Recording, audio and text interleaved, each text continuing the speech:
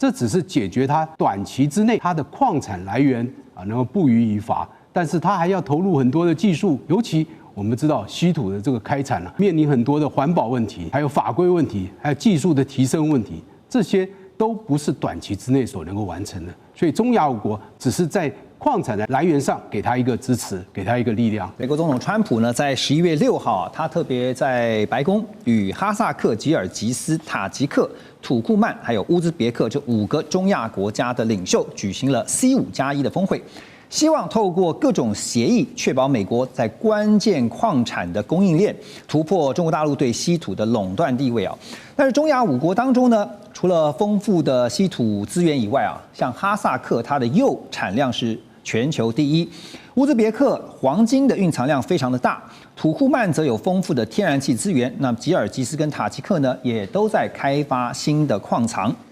好，所以从资源上面来看陆老师先带我们了解刚刚提到的中亚5国，因为川普也不是随便挑的这5国绝对有非常重要的战略资源5国的矿产的蕴藏量大概有多大？是相当大，尤其他们在稀土方面的这个产量，就是它的就是它里面有所含的稀土的量是非常大，就在全世界大概是前10名。那当然，哈萨克斯坦它在铜方面是全世界第5名。那金呢？黄金是塔吉克、哈萨克斯坦都有黄金，还有锌跟铅，还有锰，还有铬。那像土库曼，它还有这个天然气，这个都是非常丰富的矿产的资源。对，所以美国跟他这样的一个合作，是希望我将来在稀土的战争里面、稀土的对抗里面，我至少我的来源方面是有多元的来源，我不要只有不可能再依赖中国，或者只有靠澳洲还是靠英国。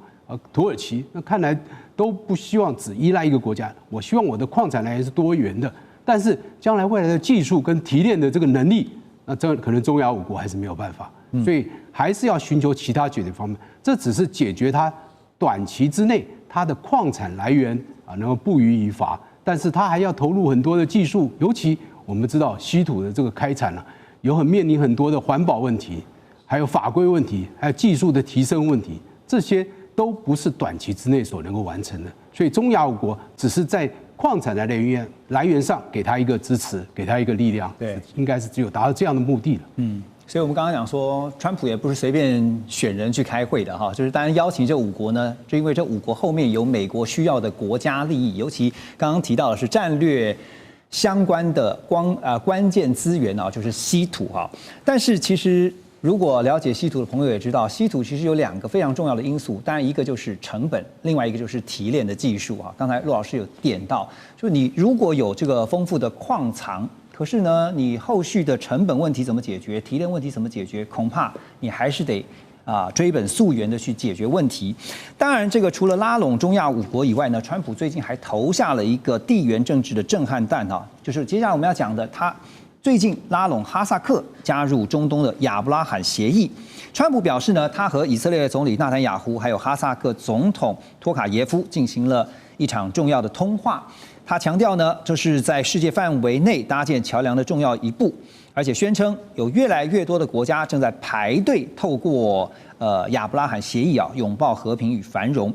路透社就报道说，川普下个礼拜呢还会在白宫会晤叙利亚的新政权领导人，叫夏拉。美国政府呢，同时也准备在叙利亚首都大马士革附近一处空军基地，要进一步来部署美军。好，现在看到拉拢哈萨克加入亚伯拉罕协议这对于美国跟以色列美语双方来讲的话，在中东的战略布局会带来多大的帮助？巴斯，这个显示一件事情，虽然部分的观众朋友可能会不接受我要说什么，但是很明显，这次停火加沙战争停火，以色列算是赢家了，打败了，几乎是打败了哈马斯的政权跟军事能力。那美国也是几乎是很支持以色列对国家安全的需求。就是在这个川普的和平计划条件之内，几乎都是符合以色列的想法，内塔尼亚胡的想法，美国也没有明显答应以后支持巴勒斯坦可以成立国家了，也是符合以色列的想法。另外，不管是欧洲国家，或者这个伊斯兰世界国家，比如说卡扎克斯坦，也愿意跟以色列继续交往，甚至建交，对不对？那以后更多阿拉伯国家也会跟以色列愿意有交往、贸易，甚至加入 Abraham Accords 建交了。所以很多人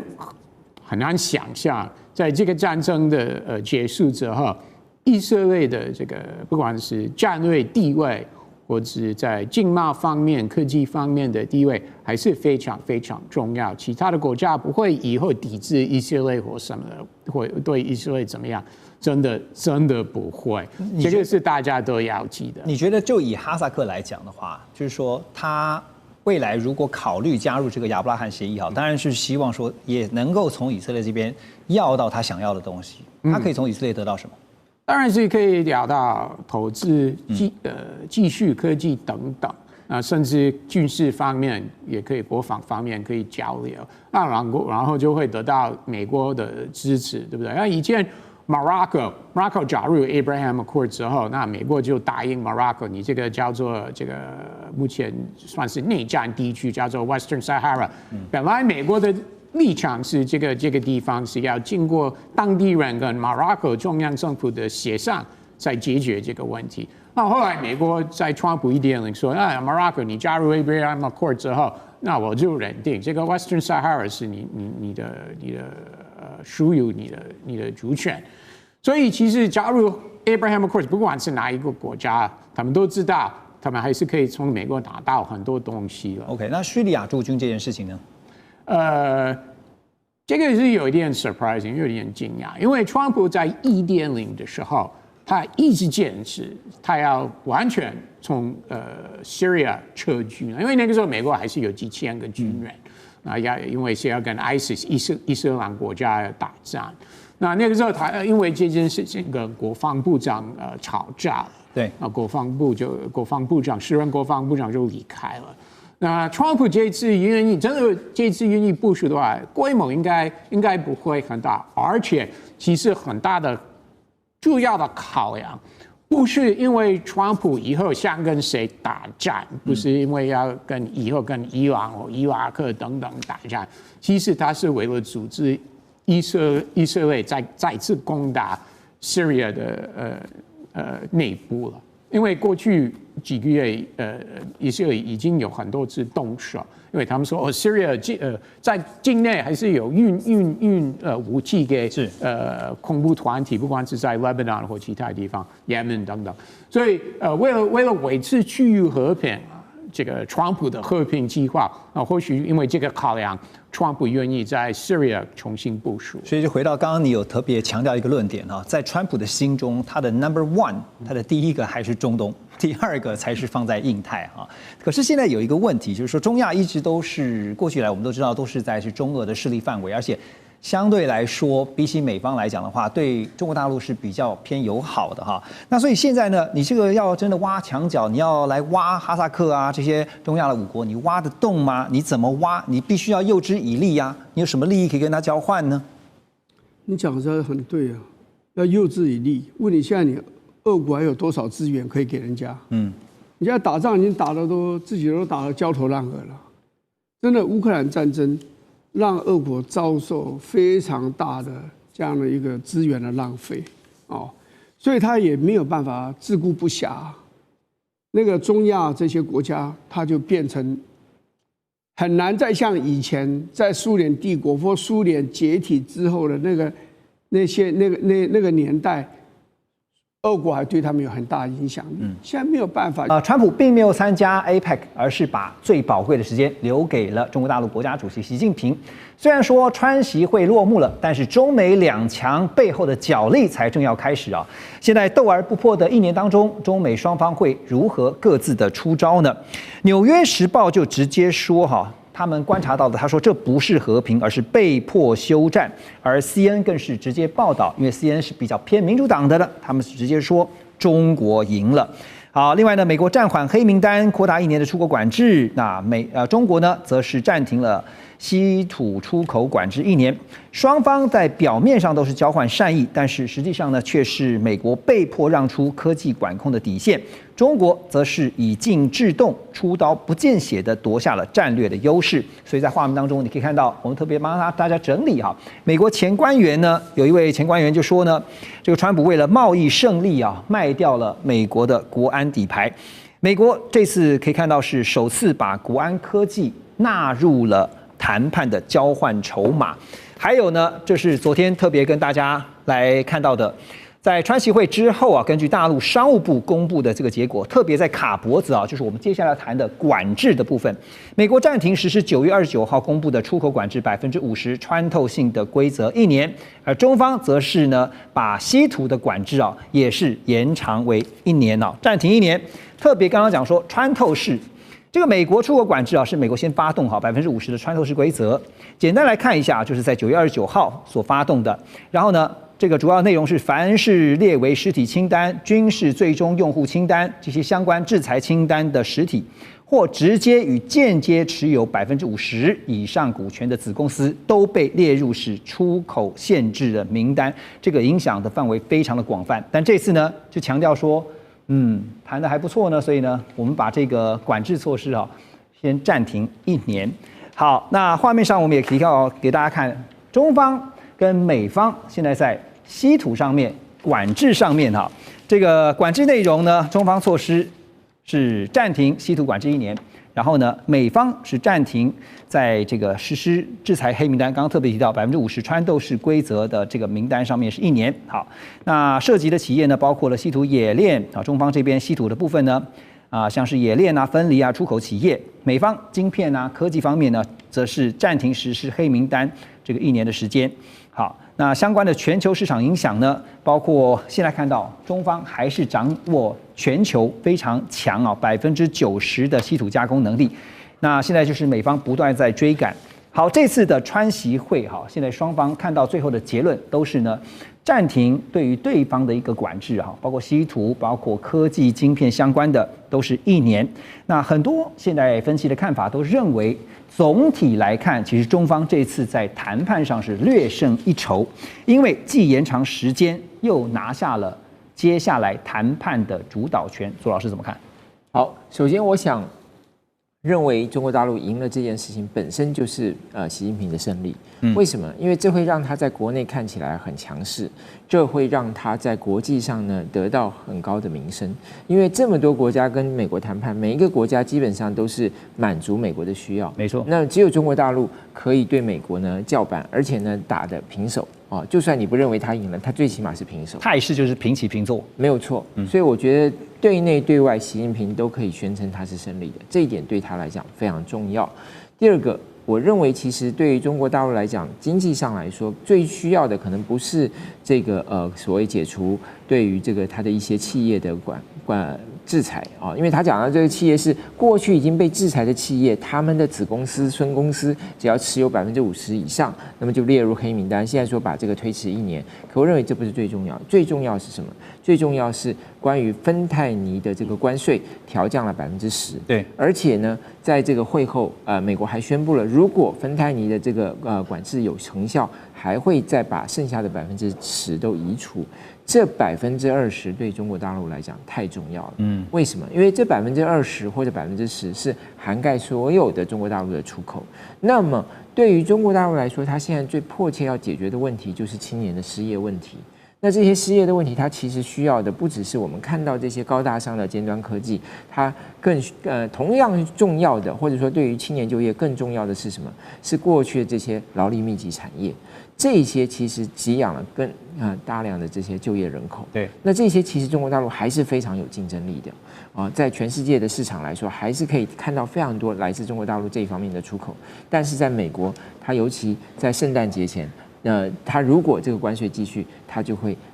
丢掉了很大的一个这个市场。那现在在圣诞节前、感恩节前，它就恢复了。这个对于他来讲是及时雨啊，所以我认为这个部分其实可能是对中国经济来讲最重要的。就几乎面子里子几乎在这一次，当然有人说谁赢了面子，谁赢了椅子，可是照目前我们所看到的整个总体分析来看的话，中国不但是赢了面子，又赢了里子哈。那接下来当然美国一定不服气嘛，所以你可以看到说，川普回到国内在这个飞机上面的时候，他就说自己凭自己的分数哈是打了12分，满分10分呢，这个不会让人意外，因为他向来就是会给自己打很高的分数，但。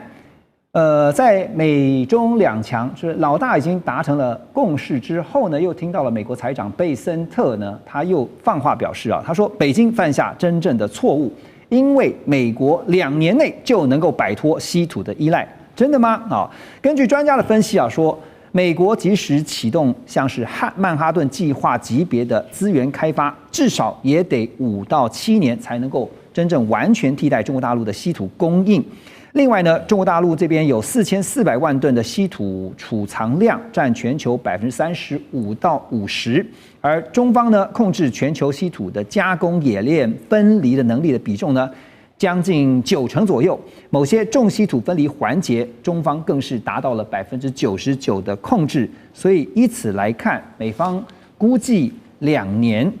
就能够完全替代啊，会不会太乐观了点？林老师。这一边的话，其实我们先回归到刚刚讲的一个川习，这是一个见面。我个人会认为是双方各有所需，那双方都达成自己要的一个目标。对习近平来说的话，其实刚刚卓老师提到的这个芬太尼的10%，这是很重要的指标。同样的，对习近平来讲的话，他也证明了中国在他的领导之下是可以跟美国平起平坐的。那对于川普来说，他到底得到了什么？当然不是他讲的这个120分，这一个他好像自吹自擂这样。他最重要的其实就是说，他可以把一些东西带回去他国内。因为我们看他这次其实除了是去见习近平之外，他在日本跟韩国拿到了非常多的一些利多的一些消息，不管是这个日本的加大投资啦，或者是我们说韩国什么核潜舰要在美国制造啦，其实他这些东西都是他能够去带回到他国内对他的一个支持度的。所以其实在这一点的话，我们可以看到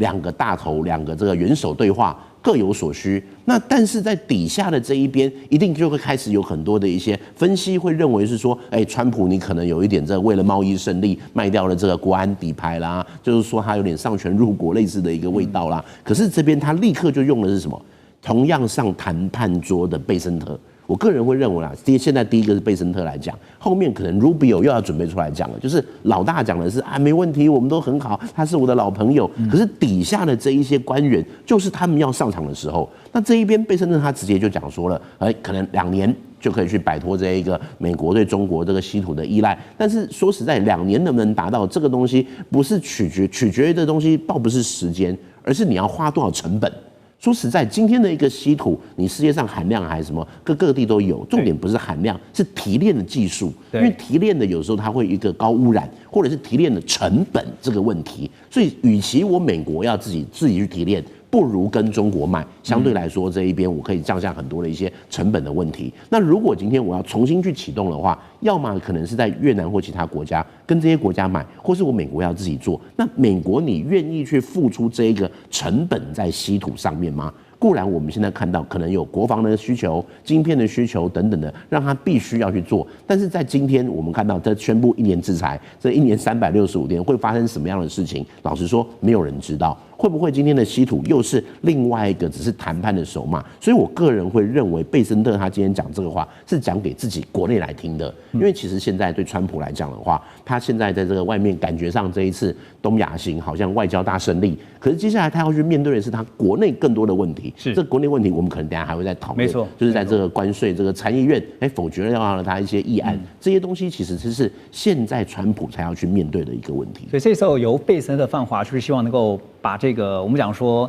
在谈判上面的稍微一点弱势拉回来一点点哈，这帮这个老板稍微加回来一点分数哈。所以刚刚林老师也点到一个重点，中美现在比的就是呢，接下来在休兵也好、暂停也好，这1年当中哈，谁能够更快的摆脱对于对方的依赖，谁能够更加的掌握包括科技还有包括矿产的，就是稀土的命脉哈，就会是接下来中美2强对决的胜负关键。好，说到刚才有稀土的部分，接下来是科技的部分哈。那当然，川普也证实啊，因为他被媒体问到，他说是我有跟习近平主席呢谈到了晶片议题，但是并没有涉及最高阶的 Blackwell 晶片，而中方呢先前我们也知道它是直接拒绝了美国的 H20，那后来连 B30A 都进不了大陆，无非是在释放出一个信号，就是中国大陆呢不再屈就美国说要卖出来的这些低阶产品这些低阶货，所以有白宫 AI 沙皇之称的萨克斯呢就直接说，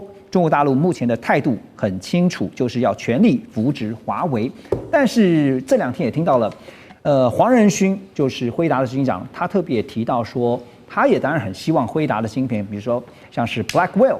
能不能够进到中国大陆去贩售？但这一切都是川普决定，川普说了算。所以现在决定权在川普手上。我要问的是，黄老师，你觉得川普会允许 Blackwell 迈进中国大陆吗？这个问题其实挺有意思的。那就如左老师所说，这个其实今天在这个谈判上，到底谁真的赢，谁真的输，更大的是在面子理智上。面子上，习近平他得了一个比较大的一面。那今天如果川普允许了 Blackwell 晶片到中国，其实它最大的程度上分2个层面。第一个层面的问题是，他是不是输了面子？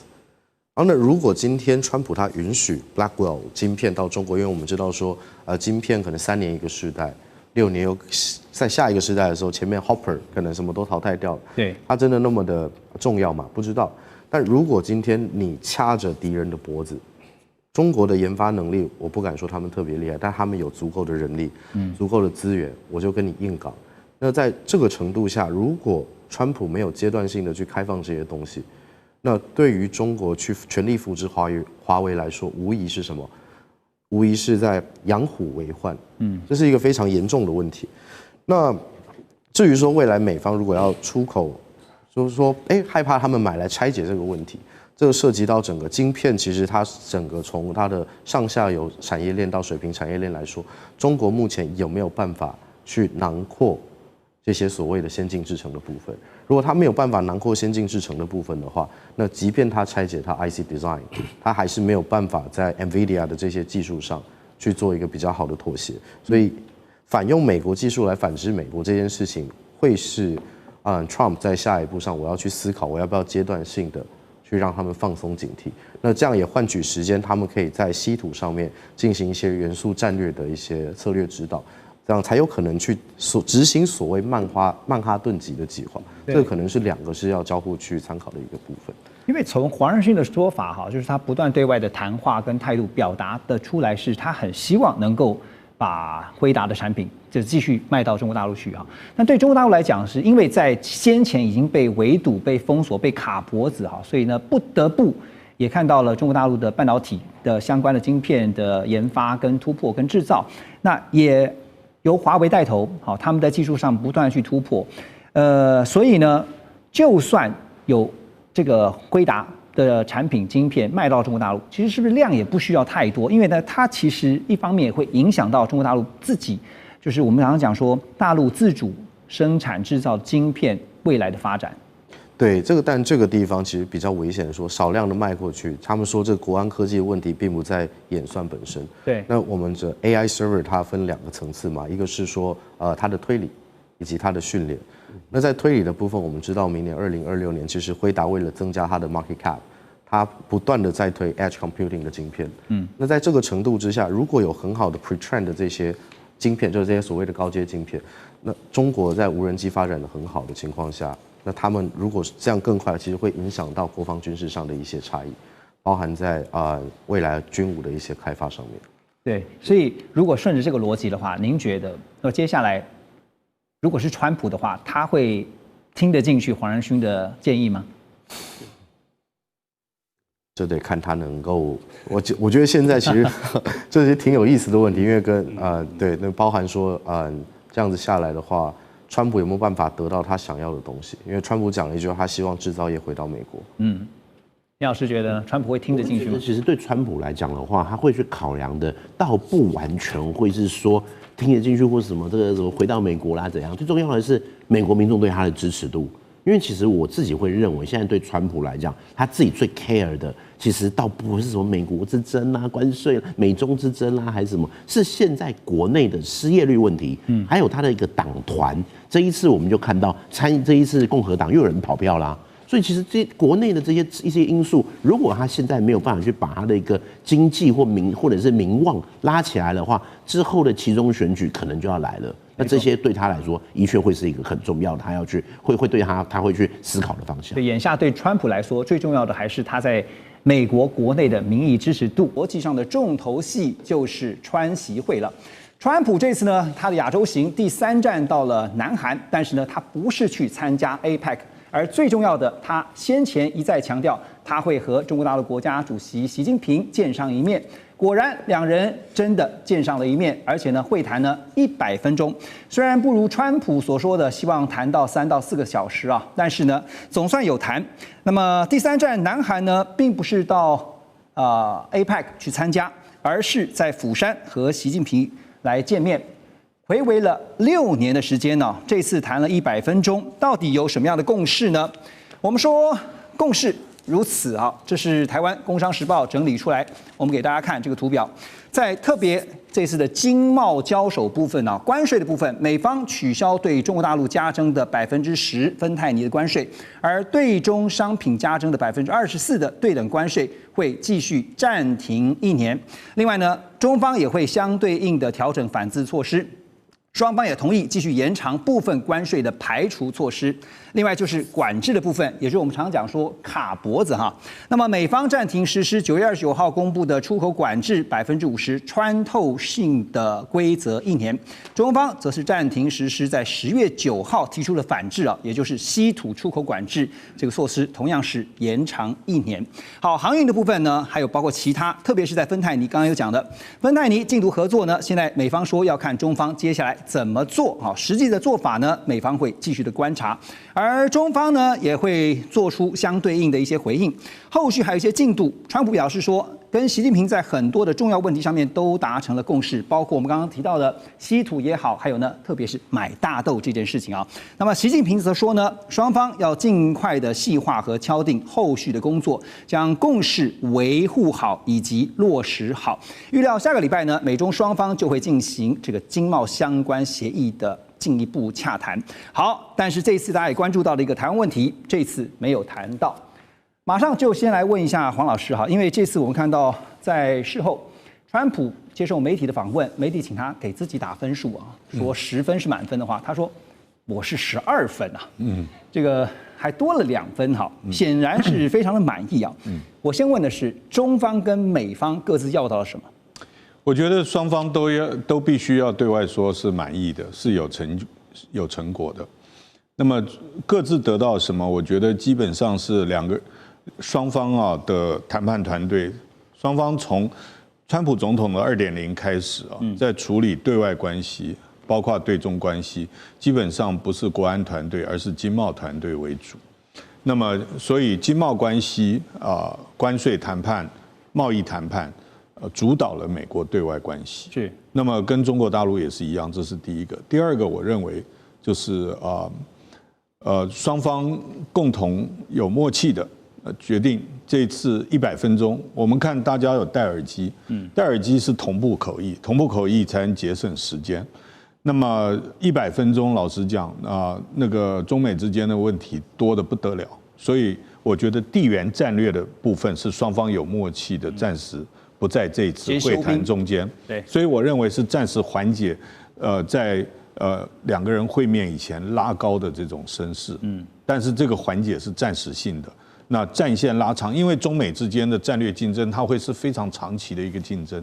而所有的项目不一定那么快能够谈下来，所以从这个4月份的这个所谓解放日开始，一路已经换了世界5个地点在双边在谈，但是还是高低起伏对，还没有最后的定案，所以战线必须要再往后拉长。老师，您看哈，有分析是这样认为说，美方这次要到是土豆泥就是包括稀土、大豆还有芬太尼简称土豆泥。中方其实你看到的是，习近平在这个2国元首会面的时候，他并没有提出要求，他只是说呢，我们要保持大国的风范，所以也有一个分析就是说，中方其实希望把美方拉回到4月2号以前，甚至是包括在2017、2028那个时间，我们重新拉回去。对，因为在川普的第一任期的时候，双方是有一个没有执行的一个当初框架谈好的一个贸易协议。那我觉得中国大陆基本上，其实中国共产党对外所有的谈判都是先谈大原则，然后谈大框架，在那个框架定了以后，其他的东西中国可让的会让，但是红线、底线思维通通在里面。有没有像是双方都演了一场戏？对，双方剧本是合写的嘛，所以演起来就很自然了。好，为什么说是一场戏哈？因为在川习会之前呢，我们也看到了美国贸易代表署在24号就提前早一步的宣布，他们说呢，要依据美国1974年贸易法案第301条规定啊，那么对中国大陆呢是否有履行美国总统川普在第一任期所签署的第一阶段贸易协议要展开调查。而尽管我们看到这次结束的川习会达成了新一轮的贸易休兵，但是也听到了后来呢，这个美国贸易代表Greer 他就表示说，301条款调查将会持续的进行，为中国商品加征关税预做准备。然后呢，川普在见完了习近平呢，他也说呢，这个4月份呢，川普说他会访问中国大陆，接下来呢，习近平也会访问美国，但是真的会如期举行吗？接下来当然得看中美两国的互动是如何。好 ，Russ 啊，现在你先看一下，就是说 Greer 这一季，就我们讲说回马枪啊，怎么解读？所以很明显，其实川习会这次谈的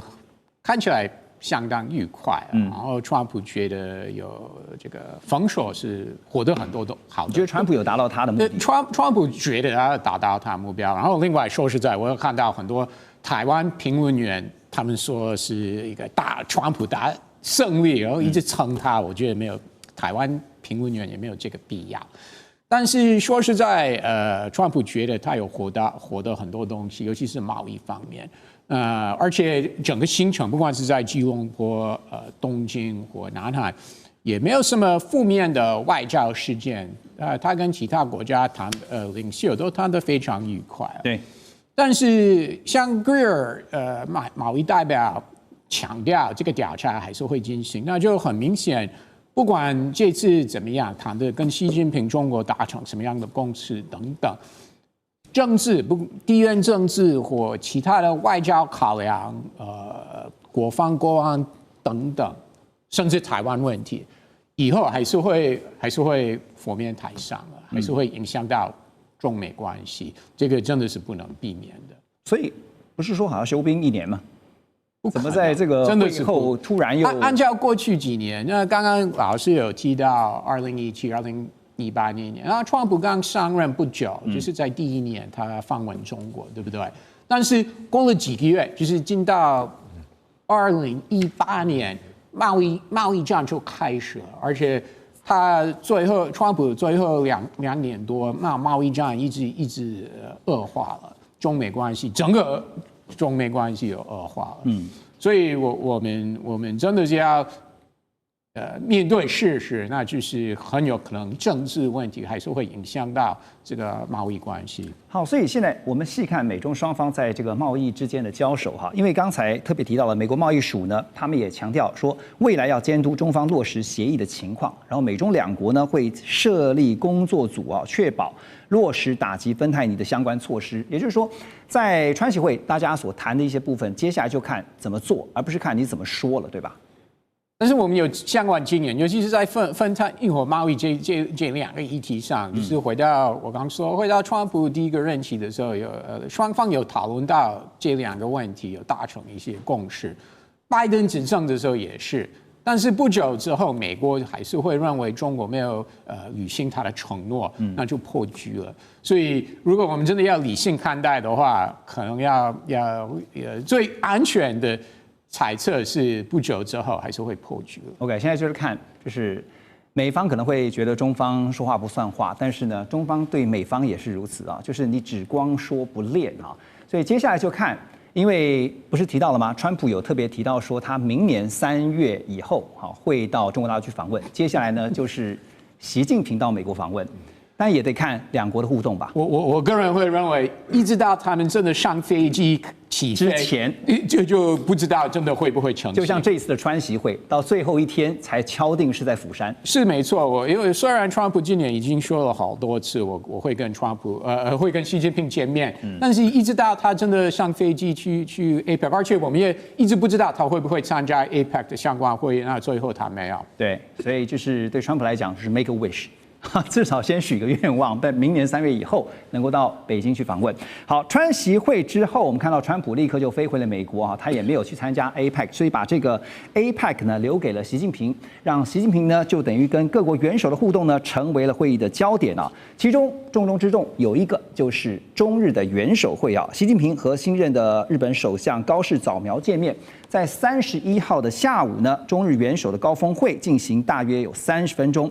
那日本首相高市早苗表明，希望跟中方建立建设性且稳定的关系，并且喊话说中国大陆是日本的重要邻国，同时也向中方表达对东海活动这些相关议题的忧虑。而习近平则指出，中日是重要邻国，希望推动两国之间这个战略互惠关系。不过，如果有印象的话，大家记得吗？这个川普是先在亚洲行啊，他的第2站是到了日本啊，先见了高市早苗。所以彭博也报道说呢，在跟高市早苗的会谈当中，川普就直接告诉高市说，任何你想要的、任何你需要的帮忙，我们都会在那里，我们是最强级别的盟友。哇，这句话说的怎么讲呢？啊，那蔡老师是高市，我们知道其实他一直是维持继承安倍晋三的路线哈，但是他有他自己日本现实考量的压力哈，怎么在这当中去调整未来的日美日中关系？我们先恭喜日本国诞生第1位女首相，我们也先恭喜高市早苗变成是首相，因为她一路走来还蛮辛苦，本来能不能当首相也是一个很大的一个疑问点，而且她在21日当首相到10月31日的时候，不管是日本国内，不管是国际问题来讲，我们套一句川普总统在10月29日 George Washington 的航母上面讲一句话，他是一个 winner。因为他等于说，在这么多的首脑里面，他可以说算是一个最大的胜利者。为什么？因为川普是先到了日本，那到了日本之后的话，跟我们看到高市早苗有一个非常好的关系。那我们又会看到他到了韩国，可是高市早苗的话，他的表现真的是可圈可点。他跟川普之间的话，本来就是会很好，而且我们用几个照片来去给各位观众做一个解释。这个都是官网的照片。那官网的照片的话，我们用4张去做解释的话，你会看到28号他见到川普的时候，除了这一张之外，有很多张，他们都是一个非常亲密。而且我们看到高市事实上是一种好像发自内心很开心，甚至在George Washington 上面呢手高起来，非常开心的。当然也有一些日本民众是批评他了，也有这么样的批评。可是呢，我们看到他跟李在明韩国的总统也是关系很好。那为什么会很好的一个很大的原因，他很聪明，在10月21日当选之后，他就开了一个记者会。记者会他上面就说：“我非常喜欢韩国，我喜欢吃韩国的海苔，我喜欢用韩国的化妆品，我喜欢看韩剧。”所以李在明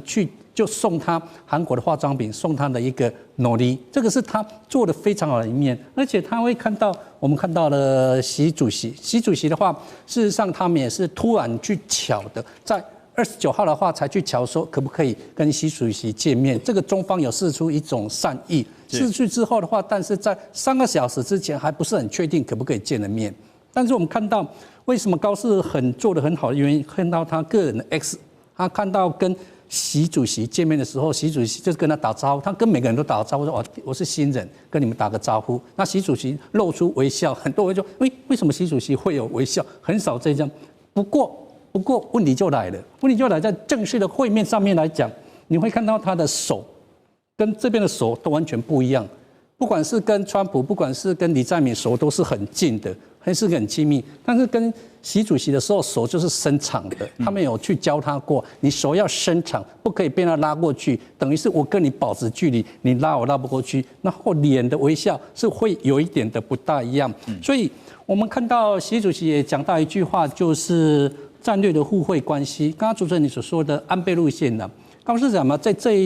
治的模式，应该模式里面，它是走安倍路线，因为战略的互惠关系是安倍在2006年，因为那时候日中关系不是很好，所以他就抛出这个议题，然后中方有 catch 到，那战略互惠关系在10月24日所信表明演说里面，他先讲中国、北韩、俄罗斯，这在造成我们很大的一种威胁，我们有一种悬念。可是呢，我们要维持战略的互惠关系，所以中方有 catch 到这个字眼。这个字眼之后，习主席也就是在当天，他也有讲出这个。不过日方也有担心一点，就是说，因为第一次跟中方首脑会谈，会不会说该讲的不讲，而且会不会跟过去一样？但是我们看到高市他该讲都是还是有讲，东海的问题你怎么办？或者是中方有提出台海的问题，你要怎么主席？不过高市首相他要讲台湾海峡和平与安定的重要性，对日本来讲是有的，他该讲还是讲。那我们的人被你们抓去，你应该要怎么办？中日元首的这个会谈哈，关键字刚刚您提到的就是战略互惠哈，对，我们是互惠的原则。是，所以呢。高市现在当然有他实际面临的压力，比如说，他接下来可以看到，在画面当中我们也提供给大家哈，就是呢，刚刚是不是提到说，习近平呢特别指出中日是重要邻国哈，那希望能够推动战略互惠关系。日本共同社则报道说，美国财长 Bessent 他针对日本采购俄罗斯的液态天然气是 LNG， 他表示说呢，我认为日本会花时间逐步摆脱这种做法。所以报道也认为说呢，这个 Bessent 这一番话是在暗示这个应该要停止买俄罗斯的能源。而且 Bessent 也透露呢，日本会参与阿拉斯加的新的能源管线的计划。所以接下来这个问题压力就到了高市这边啊。可对日本来说啊，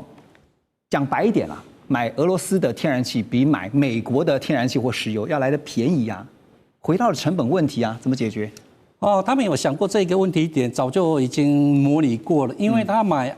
这是俄罗斯，但是已经跟他签约，然后厂也都盖了。如果说他不买的话，等于是中国会整个便宜买过去，所以他有明白告诉川普，我们暂时没有办法去做这一种处理掉。对，而且他说，川普你这么的要求的话，其实最后开心的是中国跟俄罗斯嘛。那他没办法，就是说把它就是马上就切掉，而且投资阿拉斯加的话，它需要很久的一些时间，它的费用也会很大。那费用到底是哪里？可是让我们会觉得很惊讶的地方是，日本答应要投资美国，日币是叫做80兆，美金是5500亿。我们一般都想说这个钱从哪里来？但是我们看到这一次川普去拜访日本是从27、28、29、28日的话，理论上应该是由日方去办一个晚宴，就请川普吃东西，但是他没有。川普是在美国大使馆，就是在东京阿卡萨卡去宴请日本的商业界的一些大佬们。大佬们一去就说我们投资60兆日币80兆，他们已经拿出60兆出了，这个让我们很惊讶。包括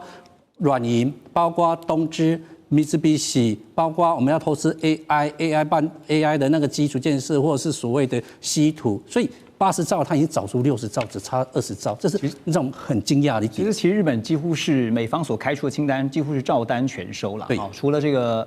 能源的部分可能窒碍难行，恐怕之后还有一些需要去讨论的部分。大家现在都在关注的是 APEC 的川习会啊。这次呢，虽然川普在行前说首要跟中国大陆谈的就是芬太尼的问题啊，但是你说稀土谈不谈呢？大豆谈不谈呢？当然也可能会谈啊。这大陆商务部呢，已经对全球发出的这个稀土出口管制公告第61号的第6条就规定，境外特定出口经营者申请两用物资，也就是民用跟军用，那当然多半都指的是稀土啊。这个出口许可的有关文件都要以中文为准。现在不但是要学汉学，还要学中文啊，因为呢，申请表格你必须用中文填写，否则不过关。好，那么最近呢，也看到了。川普和澳洲总理 Venice 呢，在20号正式签署了稀土与关键矿产的合作协议啊，计划的总额高达85亿美元，大概是新台币2600亿左右。川普也表示呢，美国希望并且正在积极建造一条不依赖中国大陆的供应链，而且他也预告，他说1年后，美国的稀土和关键矿产将会多到不知道该怎么处理。听听他的话，真的是很夸张哈。来，我给大家看一下，为什么川普一定要这么说。这个是2024年全球稀土量跟冶炼能力的对比啊，你可以发现呢，在2024年产量全球占比啊，中国大陆的稀土全球占比是70%，美国12%，那澳洲呢就刚刚提到的啊，跟美国来签署协议的，这全球是3.4%，加起来也差不多是15%而已，跟中国大陆的70%还是差很远的。另外就是缅甸了。好，另外呢就是半导体啊，因为我们常讲说稀土其实在半导体方面非常重要，在整个供应链你也可以看到是中国大陆的占比呢，大概都是超过了50%，甚至是6、7成以上。好，那更重要的是这个，来晶片制程。当中稀土应用的流程啊，包括矽晶片，包括前工程、后工程啊，这相关的工序哈，其实跟稀土的冶炼过程很有关系。现在看到了说，美国找了澳洲来合作，但是稀土的关键在于精炼造成的环保问题，这个部分我想问的是，澳洲会帮忙解决吗？这个问题是澳洲有能力解决吗？想也不一定有能力。其实刚刚在何荣我们看到这些资料里头还蛮重要的，不只是这个比例，其实还包括了刚刚讲这里头非常非常关键，对于军用，对于包括半导体非常关键的重稀土的提炼，因为非常非常难。因为它的提炼是包括它跟氧化跟这些矿物结合在一起，因为它是副金属，也往往会跟主金属。我们比如说先前需要的一些重要的这个所谓的这个稀土材料，它是要在提炼铝的过程里头顺道提炼出来，所以它其实很复杂。川普会讲这话，就表明他真的不太懂稀土，或他装也可能装。对于稀土产业的这个技术的难度是如何的难？如果这么容易，其实美国是现在才知道稀土的问题吗？不知道，已经很久了。拜登时代就知道，为什么没有办法攻破？而且美国政府过去也不愿意自己拿钱来投资，是叫大家来投资。但是现在终于啦，还是有点突破。美国国防部已经正式的出钱投资了 Material AP， 是现在来讲是美国最大的这个稀土有提炼能力的，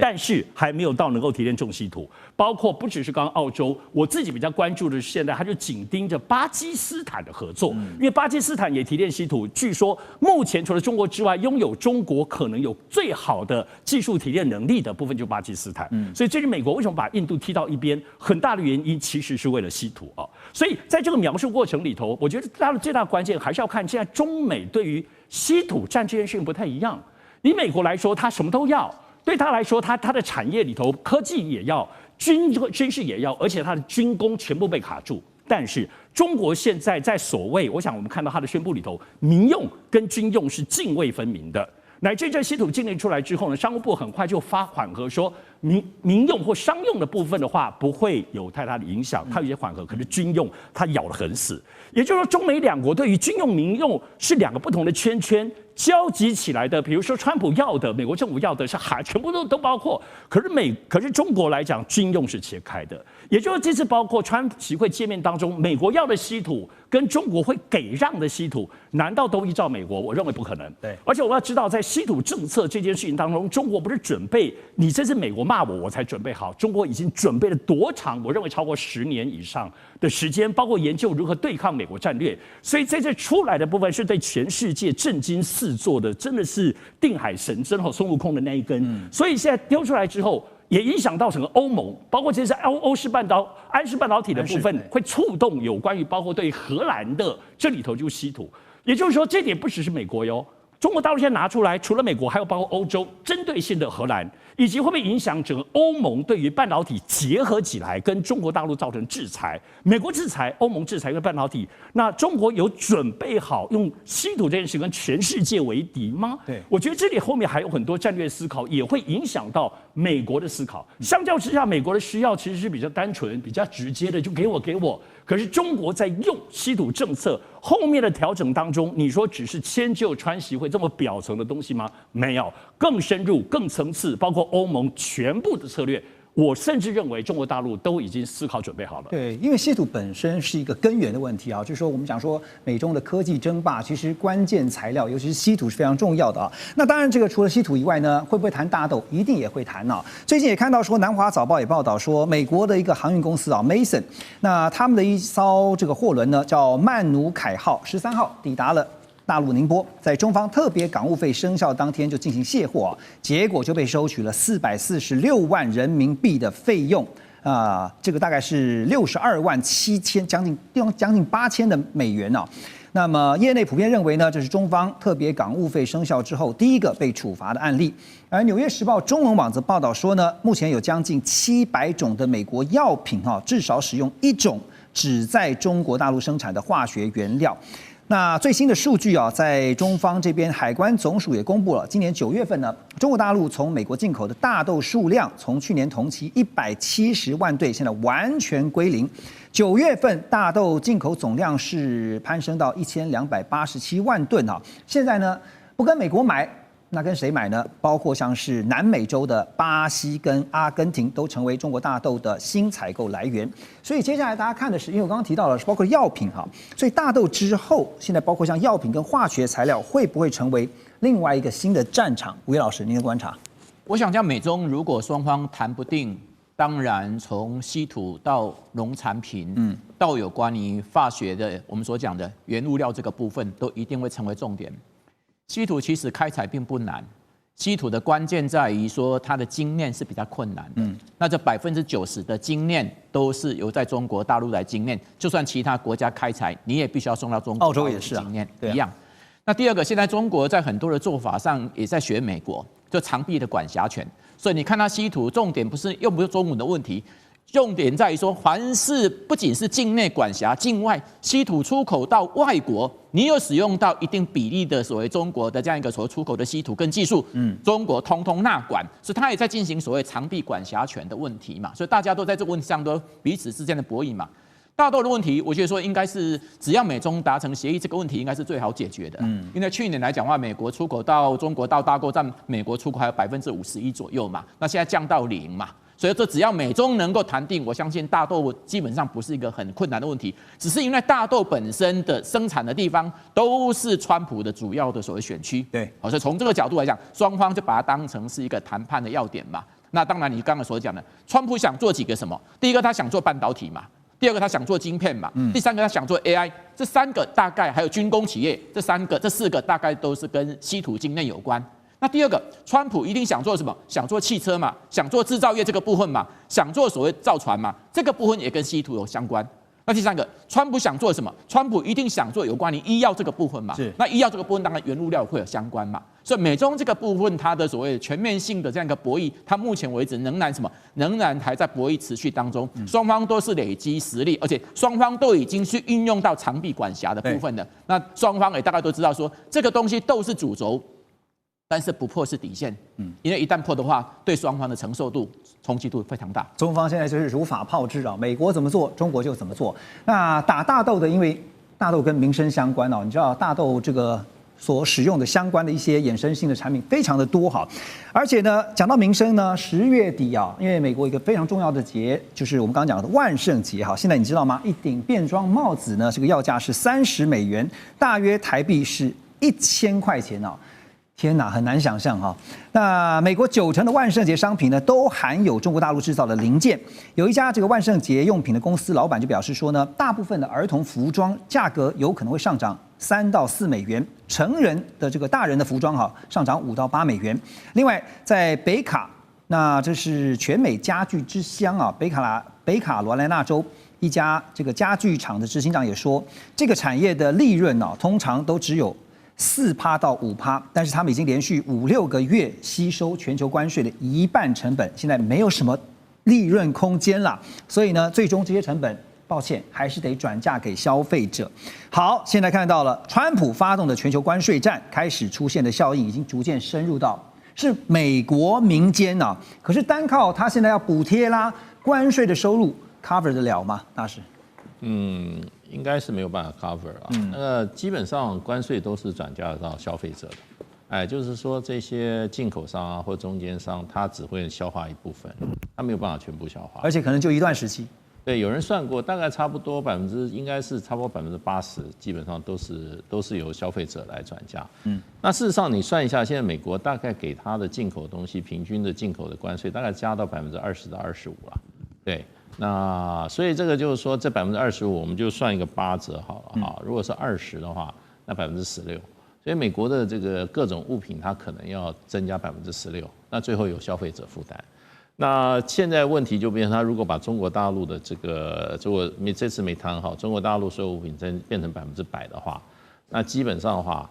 很多货品会缺货而不是说这个会涨价的问题啊，这个根本就不会进行交易了。已经看到中美就像是打乒乓球一样，真是打得非常的火热，而且呢，这个最重要的一个就是稀土战。让美国总统川普呢在接受福斯商业新闻网的采访时也坦言，他说对中国大陆发动的关税啊，这个威胁要征收的高关税是不可持续的。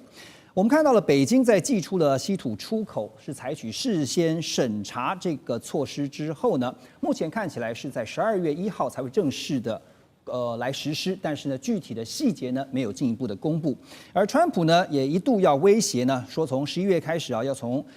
中国大陆进口这些商品当中呢来加征100%的关税，甚至还扬言说 APEC 那么习川会就干脆也没见面的必要。但是我们也看到了，他后来改口表示，他说什么呢？他说跟习近平相处得很好啦，认为美中之间没事的，但必须达成公平协议，而且他说这一定要公平。另外是美国的财长贝森特呢，他也表示，如果北京放弃最新的稀土出口管制计划，那么美方愿意延长对中商品高关税的暂停期限。目前说法是说大概再延3个月啊，不过中方会理会吗？好，贝森特最近也才言辞批评了中方的贸易谈判副代表李成钢。而就在我们录影的当下啊，有一个最新的消息，我来念给大家听，就是川普呢再度抛了一个震撼弹。他说从11月1号开始啊，因为是在美东时间17号签署的行政命令，11月1号开始对进口的中型还有重型卡车以及相对的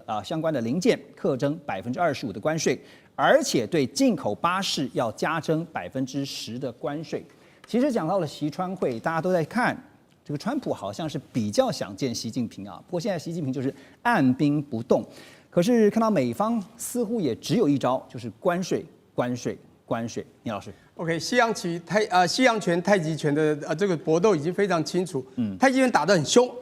打出去，3招就你讲的关税、关税还是关税嘛。打到最后，你看那只龙从海中突然跳出一只头，他想打它，哎呀，你看被我打下去，噗，身体再打，哎，发现身体这么长，他根本不知道这个海中的龙啊，这个潜龙到底里面有多少的太极拳的实力，这个逆来顺受来回击你。是，我觉得他怕到不得了，美国怕不了，所以当然会想见习近平，因为他真的想一窥究竟你到底有什么东西。因为喊在天空中的老鹰天天喊关税关税，我要吃你，你再不听我就要打你。他喊欠了全世界，但是这只龙真的有太多的武器。你刚刚讲的震撼弹是震撼弹吗？还是关税？卡车巴士又怎样？我跟你讲哈，讲得很清楚。他说你如果关税这个稀土禁令，这个他的62公报本，你这个严管啊、主审啊都给我放弃，我才不科你，才再给你延3个月。第一个延3个月没有意义，第二个100%也没有意义。大家去想一下，曾经都145%了。我现在在重点，美国其实慌了，但是其实中国也是慌了，才在10月9号丢出这才叫震撼弹，就是严管和主审。这个大家一定要去爬文。其实中国会丢出这个是有2个原因。当然，第一个我们都知道，未来的终极战争就是晶片的先进制程和稀土里面最高阶的可能军用等等的东西。可这里面都有所谓的技术人才和基础设施的问题。证据就要技术，因为在9月20号有个潘朵拉的盒子到了白宫，竟然有一个铁杆兄弟的巴基斯坦，这个很可怕总理这个谢里夫和元帅这个穆尼尔拿到那边去打开，告诉川普，我要贡献给你，你也要保护我，印度不要只对他好，中国有帮我，你也帮我，这个严重出卖中国，使得中国害怕这个技术会出去，因为这技术里面有所谓的氟碳锡矿以及毒巨石等等的。我必须说明，这是最主要的原因。这个巴基斯坦做一个很大的豪赌必输，但我要讲的是，那美国怎么办？中国当寄出来以后，刚好师出有名嘛。如果不是这件事，他师出无名，他随便打，还真的中到了贝森特讲的，他在敌对全世界，要毁坏全世界，其实完全师出有名啊。老师也看到是中方寄出的，像是美方先前对中方所实施的这个常备管辖哈。那但现在就想说 ，APEC 到底见面有这么重要吗？见面如果真的能有实质的效果，那就算了嘛。你怎么看？我跟你讲 ，APEC 他们一定会想见面，是川普想见面。我们就可以想一下，2013年呢，美国shutdown 19天，其中在10月5号到7号，在印尼巴厘岛开了一个很重要的 APEC 第21次会议，亚太经合会议，讲不好听一点，全世界21个国家就是要稳定亚太的金融，当然也影响到整个国际经济。现在这个问题就是国际间经济这个亚太金融都不是最重要，就是中美贸易战。各位啊，当时奥巴马也要跟习近平刚上任的2003要见面，那是奥巴马第2任期。各位如果回想，当然这是过去式了。当时呢，奥巴马因为下当政府下他没有去，所以那时候一枝独秀就是习近平。这一次讲不好，你川普绝对会想去啊，那当然也希望能见到习近平，搞不好习近平。我当然不可能，但是也搞不好就不过去，然后让你一个表现。当然这个会议太重要，习近平还是会去，应该会见面，也会谈，但是谈不出东西，因为中国在后面的整个智囊团的策略在设计的时候，他们还有其他招式要出，因为这时候他已经烧赢了，他要乘胜追击，步步为营，要让美国真的赢不下去。所以 Ross 也觉得习川会见上一面吧？目前真的是很难讲啊，到最后都还有变数。当然了，第一，因为政府关门啊，或许最后其实川普放弃去亚洲这个亚洲形势还是有可能。那是真的，理由是要先处理内部。但是另外是如果他们没有足够时间来准备，那中方一定会拒绝。川普的想法态度个性又不一样，你给他一天几个小时准备时间，他应该会说 OK 没有问题，我还是1对1跟习近平见面。但是中方这方面是比较谨慎、比较保守，所以他就是习近平本人或他们俩，他们一定会需要几个礼拜准备的时间，所以我们真的是快来不及了。所以你觉得中方打出稀土牌是有效的吗？快答。没有，我觉得你觉得没有效？目前没有效。好，我进一步问你哈，因为这个财长贝森特他已经批评了，说北京的管制啊，说稀土出口是与世界对抗，他要拉着全球啊，跟着这个中国大陆来为敌哈。他也告诉媒体说呢，这对美国的盟友来说，他特别强调，盟友来说是一个清楚的讯号，就是大家必须团结，而且我们将这么做哈。那当然，那个国务院旗下就是大陆国务院旗下的中国网也发表文章。他特别强调说呢，为什么会有这样的举动呢？就是因应境外组织把稀土转移到敏感领域的必要之举，而且这句话很重要，中国大陆正在成为全球稀土秩序的管理者。好，有一份资料研究是这样讲哈，稀土交易所的指出呢，美国目前缺乏全面的基础设施来挑战中方的稀土主导地位。而且他们估计至少要大概到2040年才能够实施供应链的自主，就算乐观一点，也得在7年啊，也就是2032才有办法实现。所以现在说，为了这个关税，美方大概有筹码打关税战，但是没有筹码打稀土战啊。要团结网友怎么做？目前就是我觉得最大的问题不是中国可以设这些关税，问题是中国的相关业者还是要赚钱。他们不能不卖出去他们的东西，这些稀土，所以即使中方有设这些限制出口管制机制的话，迟早还是要答应业者把东西卖出去。好，你讲到一个关键，就是中方还是得要卖东西，对，那美方也是一样，他还是得要买东西，所以双方就盯在那个地方，不是吗？美国还是会继续买，其实这个有点像农产品一样，目前中国不买美国农产品，这个对美国农民也是对川普是非常大的冲击。但是中方还是要买这个东西，当然他们有别的选择，他们可以去巴西或阿根廷，但是他们比较就是业者也是比较希望可以继续买美国的商品。目前有看法是认为说关税大概只能换到大豆，他没有办法换到稀土，觉得？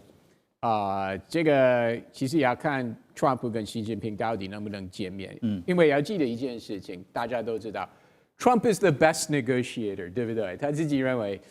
什么谈判，我是谈判王，对不对？只要是有机会进行谈判的话，对，什么都可以交换，达成共识。那你怎么看稀土本身存在的一个结构性的问题啊？因为我们说这个。现在中方长期会把稀土作为一个长期的战略哈，那让美方因为一遇到稀土就立场软化哈，所以面对这个问题，你觉得美国有什么样的对策？因为我们看到美国现在也是结合澳洲，它有相关的一些稀土的策略，可是精炼的部分，就是精炼这一块还是得回到中国大陆，所以结构性问题怎么处理？这个川普政府已经有相关的动作，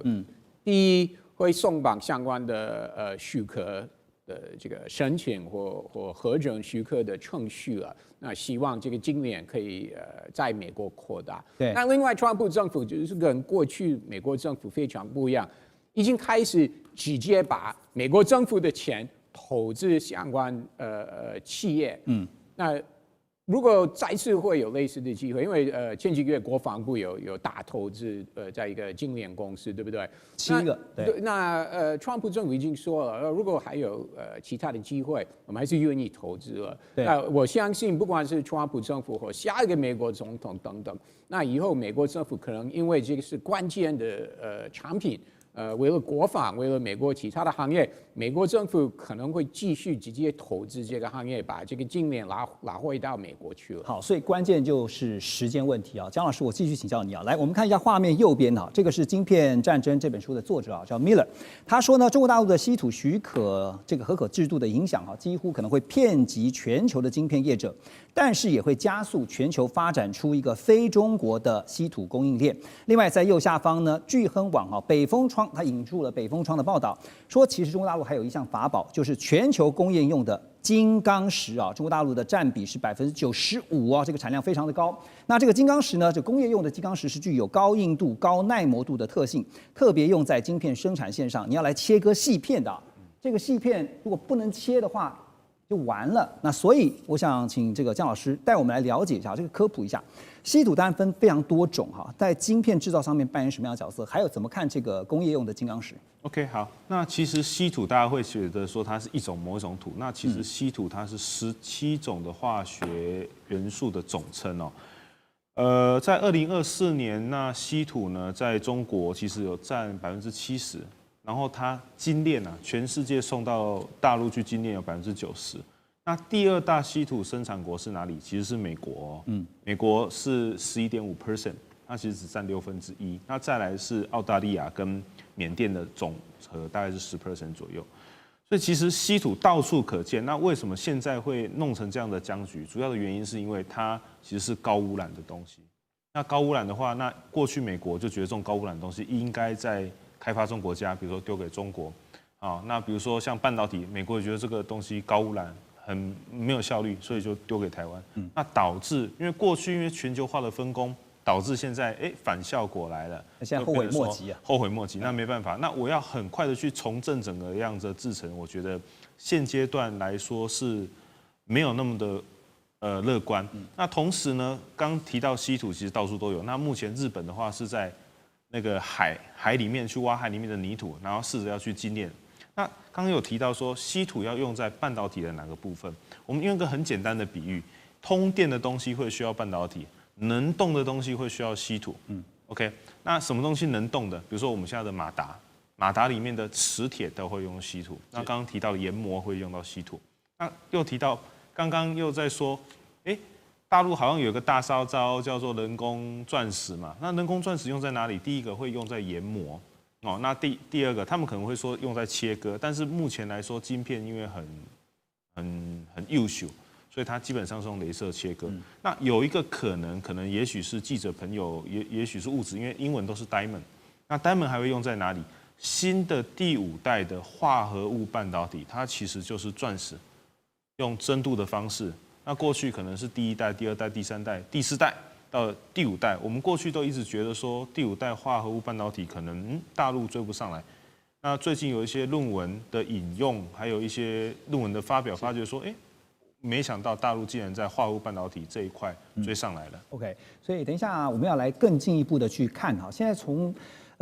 美中之间的竞争，你可以看到是中国大陆似乎抓到了川普的一个盲点或者他软肋哈。不过不是稀土，而是美股。怎么说？马上回来。2025全球局势必须关注，中美赛局牵动地缘风险，连带影响台海两岸未来。寰宇全世界，关心全世界，权威分析，专业观察，客观立场。每周6日，请您准时锁定，一同关心全球大事的瞬息万变。